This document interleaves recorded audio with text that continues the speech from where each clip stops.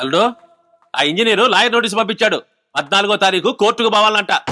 వాడికి కూతురు పోయినా పౌరుషం పోలేదు. కోర్టుకెళ్ళి చాలా రోజులైంది. మంచి లాయర్ని చూడు. ఏముందయ్యా, ఇది నాకు అన్ని నిజాలు చెప్పారు. నేను కోర్టులో అన్ని అబద్ధాలు చెప్తాను. అందుకే కదండి మీ దగ్గరికి వచ్చిందే. నువ్వు సెప్టెంబర్ 1వ తారీఖు నాడు అమ్మాయిని రేప్ చేసావయ్యా. సేమ్ డే సేమ్ టైం కి నువ్వు ఢిల్లీలో అబ్దుల్ కలాం గారితో అల్పాహారం సేవిస్తున్నట్టుగా సృష్టిస్తా. కలాం గారికి మాలాంటి వాళ్ళతో కనెక్షన్ ఉందంటే నమ్మతారా? నమ్మరా? పోనీ సంజయ్ దత్ సల్మాన్ ఖాన్ తో ఉన్నట్టుగా సృష్టిద్దాం. వాళ్ళిద్దరు జైల్లో ఉన్నారుగా, ఒకటి జింక కేసులో ఇంకోటి లింక్ కేసులో. ఆ లింకులన్నీ నేను చూసుకుంటాను కదంటయ్యా. సాక్ష్యాలు దేవుంది, బోడుగుండు మీద విగ్గు పెట్టినట్టు ఒక కేసుకు 100 సృష్టించచ్చు. నువ్వు మందు పడతాడా? ఈడు నా మేనల్లుడు. అయితే అడగడం ఎందుకు, ఒక క్వార్టర్ కొట్టి కాముగా పడుకోవయా.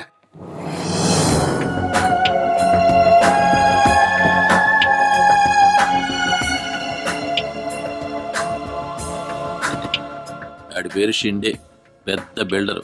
ఆడి సపోర్ట్ తోని ఇడి కేసు పెట్టాడు. హలో, ఏం శేషు, బాగున్నావా? నీ కూతురు చచ్చినా అది ఇచ్చిన సుఖాన్ని మాత్రం మర్చిపోలేదు. Support good. బిజినెస్ చేసుకునేవాడివి, లాభాల గురించి ఆలోచించుకోక లా గురించి నీకెందుకురా? బెదిరించే ప్రతివాడు ధైర్యవంతుడు కాదు. పైన న్యాయం ధర్మం ఒక్కటి.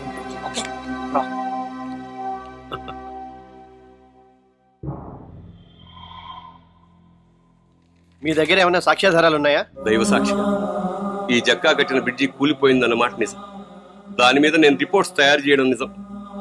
పెళ్లి కావాల్సిన నా కూతుర్ని పాడు చేసి చంపేశాడన్న నిజం. వీటన్నిటికీ నా మనస్సాక్షి తప్ప వేరే సాక్ష్యాలేమీ లేవు సార్. యువర్ ఆనర్, కోర్టుకు కావాల్సింది మనసుల సాక్ష్యాలు కాదు, మనుషుల సాక్ష్యాలు. అభియోగం మోపబడిన నా ఈ క్లయింట్ జక్క అదే టైంలో కేర్ హాస్పిటల్లో వైద్యం చేయించుకుంటున్నాడు. దాని తాలూకు మెడికల్ సర్టిఫికెట్లు. అదే రోజు జయప్రకాష్ గారు రాజమండ్రి అప్సరా హోటల్లో ఉన్నారు. ఆ హోటల్ తాలూకు bills.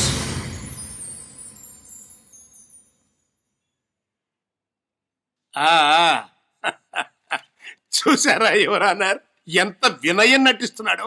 But he is a criminal. వాడి మేనలుడు, వీడొక నరహంతకుడు.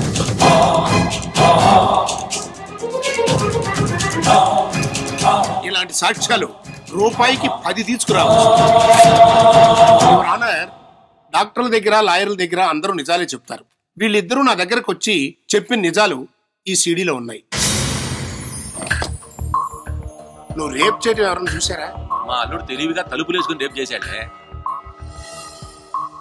మరి అమ్మాయి బతుకుందా? వదిలేస్తే బతికేదే, కానీ చంపేశాడుగా. యువర్ ఆనర్, న్యాయాన్ని కాపాడరా అని నా స్నేహితుడు అడిగిన మాట కోసం ఈ రోజు నేను వాదిస్తుంటే స్నేహానికే కాదు, న్యాయానికే న్యాయం చేయగలిగానని ఒక న్యాయవాదిగా గర్వపడుతున్నాను. ఈ జక్కాని కఠినంగా శిక్షించవలసిందిగా కోర్టు వారిని కోరుకుంటున్నాను. నేరం రుజువైన కారణంగా జలదంకి కామేశ్వర్ ఎలియాస్ జక్కా అనబడే ఈ ముద్దాయికి 6 సంవత్సరాల కఠిన కారాగార శిక్ష విధించడమైనది. అల్లుడు, మామయ్య, మీరెందుకు బాధపడుతున్నారు? నేను ఇక్కడ చాలా హ్యాపీగా ఉన్నాను. సిటీలో కరెంట్ ప్రాబ్లం ఉందేమో కానీ జైల్లో లేదు. 24 hours కరెంట్, స్నానానికి మంజీరా వాటర్, పొద్దున్నే 6ంటికి ఒక కోడిగుడ్డు, 1/2 లీటర్ పాలిస్తారు. రోజు తేజాలో ఫిల్మ్ న్యూస్, ఈటీవీలో నేరాలు ఘోరాలు చూస్తూ హ్యాపీగా ఉన్నాను అని అనుకుంటున్నావా? జైల్లో ఉంటే పరివర్తన వస్తుందంట. లేదు, నాలో పగ పెరిగింది. నాకు శిక్ష పడ్డానికి కారణమైన వాళ్ళెవరు బతకడానికి వీల్లేదు. బయటకు వచ్చిన తర్వాత వేసేద్దాం. శిక్ష పడింది 6 ఏళ్లే. ఇందులో సత్ప్రవర్తన కింద 2 ఏళ్ళు తీసేస్తారు. సెకండ్ సండేస్, పబ్లిక్ హాలిడేస్, చెత్తా చెదారం, వీటి కింద 1 ఏడాది పోద్ది. ఇక మిగిలింది 3 ఏళ్లు. కళ్ళు మూసుకుని తెరిచే లోపల అయిపోతాయి అల్లుడు. 3 ఏళ్ళు ఆగే ఓపిక నాకు లేదు. ఈ రోజే చంపేస్తా. జక్కా గారు, మీరు నిమ్స్ హాస్పిటల్కి వెళ్ళడానికి అన్ని ఏర్పాట్లు పూర్తి చేశాం. మీకున్న టైం 1 గంటే. బయట తెలిస్తే నా ఉద్యోగం పోతుంది.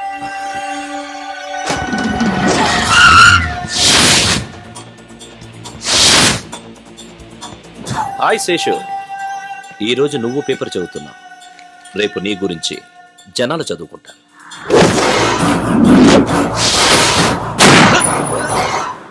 क्या कर रहे हो तुम लोग? हाँ శేషు. నీ శేషు కీర్తి శేషుడయ్యాడు. ప్రస్తుతం రికార్డ్స్ ప్రకారం జైల్లో ఉన్నా. రివెంజ్ ప్రకారం నీ ఫ్రెండ్ని చంపా. మళ్ళీ ఫోన్ చేస్తా, వెయిట్ చేయి. రే రే రే రే నన్నేం చేయి జక్క, ప్లీజ్ జక్క, నన్ను క్షమించక్క. క్షమించడానికి నేనేమన్నా జడ్జినా? జక్క శిశు శిశు శిశు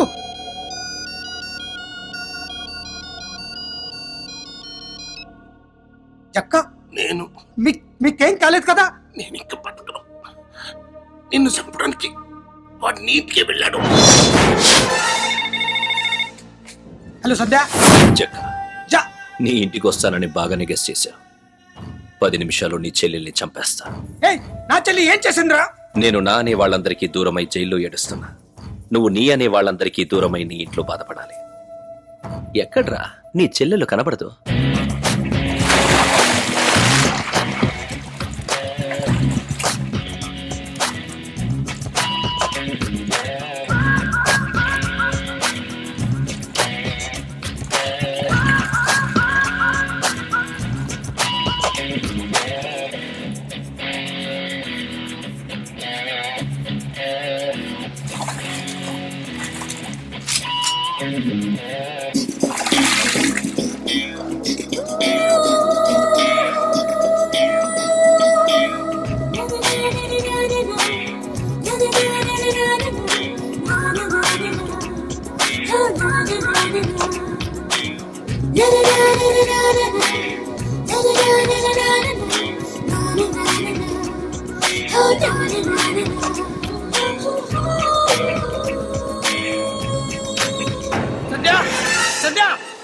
ఏంటన్నయ్య?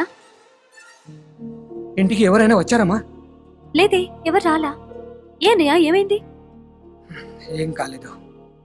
ఇక్కడ నుంచి నాకు తెలియకుండా నువ్వు ఎక్కడికి వెళ్ళకు. ఏ? చెప్పింది చెయ్ చాలు. హలో, నీ చెల్లెలేంట్రా అంత అందంగా ఉంది? వినో, కామన్ గా నాకు ఆడదాన్ని చూస్తే అనుభవించాలనిపిస్తుంది, కానీ నీ చెల్లెల్ని చూస్తే పెళ్లి చేసుకోవాలనిపించింది. ఆ పెళ్లితో నీ చెల్లి మీద కోరిక, నీ మీద పగ రెండూ తీరిపోతాయి. కాదని పెళ్లి చేయాలనుకుంటే ఏ పెళ్లి కొడుకు మిగలడు. చంపేస్తా. ఈ విషయాలేవి నా చెల్లికి తెలియకుండా చూసుకుంటూ నేను రౌడీగా మారాల్సి వచ్చింది. మీ ఫ్లాష్ బ్యాక్ నాకు ఒకటి అర్థమైంది. ఆ జక్కగారు సంజయ్ ఏదో చేశాడనేది మీ భయం. ఓ పని చేయండి, నాకు ఇచ్చేసేయండి, నేను చూసుకుంటాను. ఏంటో నువ్వు చూసుకునేది? నీ దగ్గర ఏముందని నా చెల్లెల్ని కాపాడతావరా? మీ చెల్లెమైనా కాశ్మీర్ బార్డరా కాపాడుకోలేకపోవడానికి? చెబితే పోయేదానికి చంపడం ఎందుకులే అని వదిలేస్తున్నా. బచ్చా, మీ చేతిలో చావడానికి బెజవాడ నుంచి ప్యాంటు షర్ట్ వేసుకొచ్చా. మరి మర్యాదగా చెప్తున్నా, నా చెల్లెని ఈ సిటీనే వదిలే. ఈ సిటీని వదిలేస్తా, నీ చెల్లిని వదలా. నీ చెల్లి పెళ్లి చేయవా? చేస్తావుగా, అదే నాకు ఇచ్చేవచ్చుగా. ఇలాంటి బేవర్సి గాడిని నా చెల్లెలకి ఇచ్చి చేయాలరా? డబ్బు సంపాదిస్తే బేవర్సు లేదు, తొక్కలేదు. డబ్బు ఉన్న వాళ్ళు కానీ 4 ఉండవు. నాకేమన్నా వాళ్ళకి అయ్యే ఉంటాయి. కొంచెం ఆలోచించు.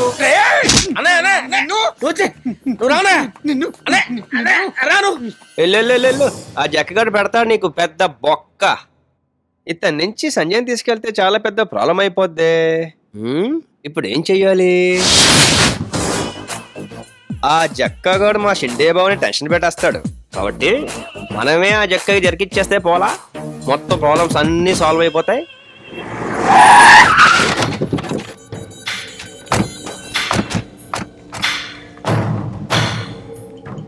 రేయ్, ఈ దెబ్బలేంది అని అల్లుడు అడిగితే ఏం చెబుతారా? బజార్లో ఒకడు కొట్టాడని చెప్తా అన్న. చెప్పు, జరిగింది జరిగినట్టు చెప్తే జైల్లోనే చంపేస్తాడు.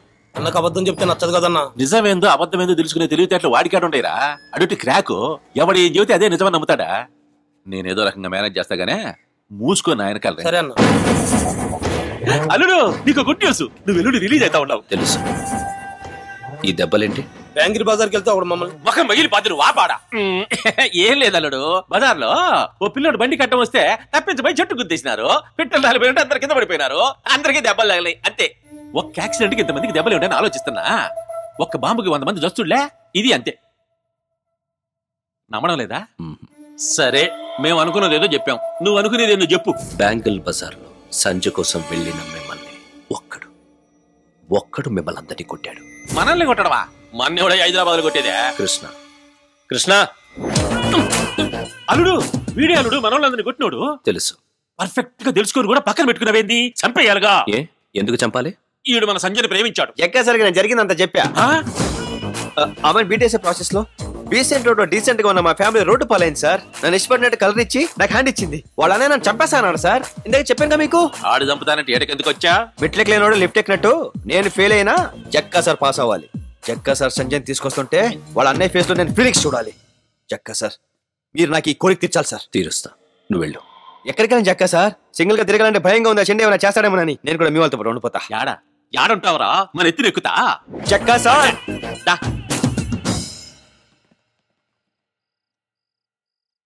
అన్నా ఆ కృష్ణ మనోళ్ళు అందరినీ కొట్టిండు కదా, ఆన్ని తీసుకొచ్చి ఇలా పెడతాడేమన్నా ఈ చెక్క అన్న. షిండేని తిట్టి ఆ సంజయ్ని పొగిడితే ఎవడైనా సరే నెత్తిన పెట్టుకుంటాడు అల్లుడు.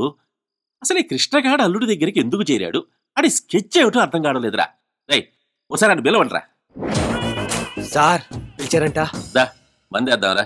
వద్దులేండి, నేను మంతా అయితే లాజిక్లు మాట్లాడతా. మందు కనిపెట్టిందే మాట్లాడుకోవడానికి రా. ఇదిగా వేసుకో. అయ్యి బాబు చాలా ఎక్కువ అండి, నాకు మోత సరిపోద్ది. మూత? మూతకేమొక్కిద్దాయి? నాకు మోత చాలండి బాబు. పోయింది చెప్తాను.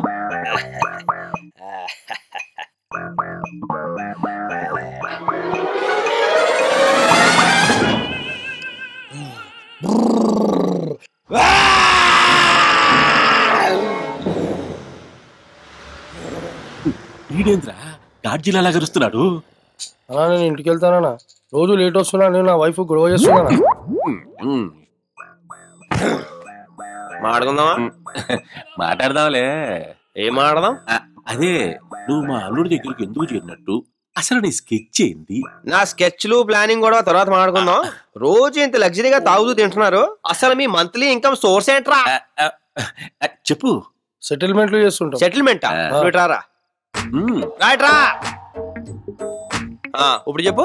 సెటిల్మెంట్లు. కూర్చో కూర్చో. సెటిల్మెంట్ సెటిల్మెంట్ చేస్తుంటాం. ఏదైనా జాగా కబ్జా చేసి గొడవలు చెప్పించి సెటిల్మెంట్ చేసి డబ్బులు తీసుకుంటాం. అన్యాయం కదరా? చెక్క సార్ పేరుతో అన్యాయం చేసి వచ్చిన డబ్బుతో మీరు తాగడమే కాకుండా నా చేతి కూడా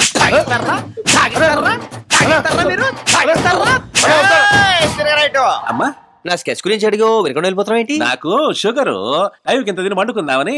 నా స్కెచ్ గురించి వినమా? పొద్దున్నే ఇంటగా మీరు నువ్వు పైకి వెళ్ళిపోయి ఇంటికి వెళ్ళిపోయి ఇక్కడ తాగింది ఎందుకురా? ఏంటబ్బాయి ఇది? తాగింది మూత.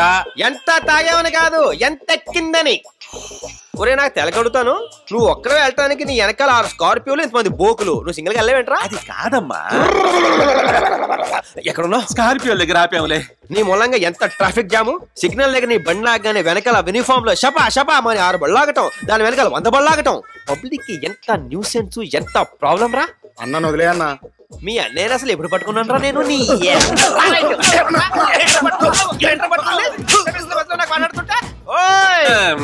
హాయిగా టీవీ చూస్తున్నా నన్ను పిలిపించి నా స్కెచ్లు వినకుండా వెళ్ళిపోతావే? అమ్మా ఏందా మీరు అర్ధరాత్రా? పోయి పడుకో. నా స్కెచ్లు వింటేనే నేను పడుకోను, నువ్వు దిక్కు కిందకి. మాటి మాటికి వెట్లకి దిగుతా ఉండలేను, ఆయాసము. అంత ఆయాసం ఉన్నవాడివి ఆ రోజు బ్యాంకుల బజార్లో సంజయ్ తీసుకొచ్చేయండి, ఇది చంపేయండి, నరకేయండి, పెద్ద అరుపులారు సార్. అమ్మా ఇప్పుడు ఆ కథలు ఎందుకు చెప్పు?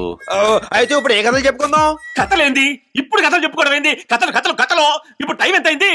నువ్వు నన్ను విసుక్కుంటున్నావు, నేను ఇంకా మోతాగేసి వస్తా. అమ్మో ఈ రచ్చకి తట్టుకోలేనయ్యో.